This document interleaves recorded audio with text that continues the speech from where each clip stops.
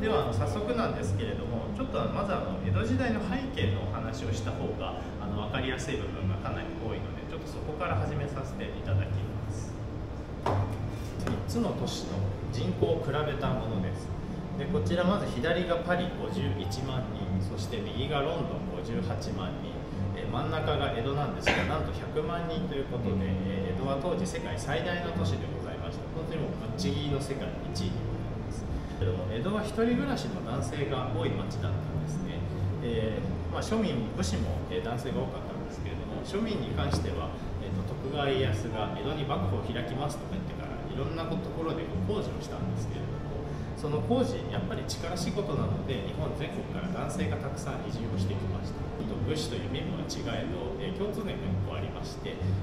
自分でご飯を作らないことなんですね。なので彼らは基本的には外食に頼りやすいという性質がございました。でそんな中ですね、江戸で最初の飲食店が生まれたのが、なんとこの浅草でございます。奈良茶飯っていう、ご飯を出すところなんですけれども、なんかご飯を炊くときにほうじ茶か緑茶の茶葉、あと小豆とかを一緒に炊いた、炊き込みご飯とお漬物を出すっていう、非常にシンプルなご飯屋さんで、しかも美味しいのかなっていう感じもするんですが、そういったものが当時としてやっぱり非常に珍しかったので、浅草で受けまして、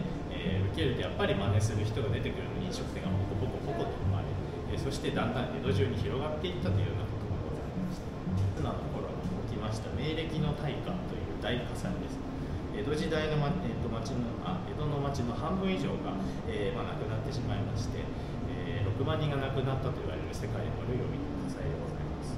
でこの大火事の後、幕府が非常に反省をしました。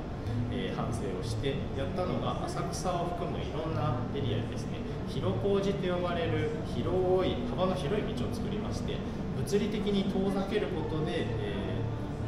延焼を防ごうとしたんです。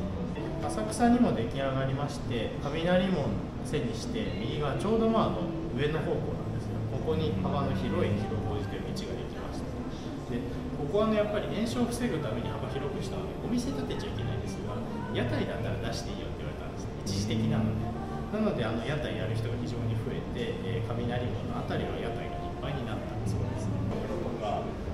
銀座の一流店も仕入れられないような風味をどこからともなく仕入れてくるっていう謎のおじいちゃん職人なんですよ、大将が。でちょっと言い方悪くすると、ちょっと口が悪い超江戸っ子の職人さんなんですけど、腕が超一流で、近場の西浅草の人たちも大好きなお店ですし、結構日本の遠くの地方からもファンの方が結構定期的に来るようなお店だったんですけど、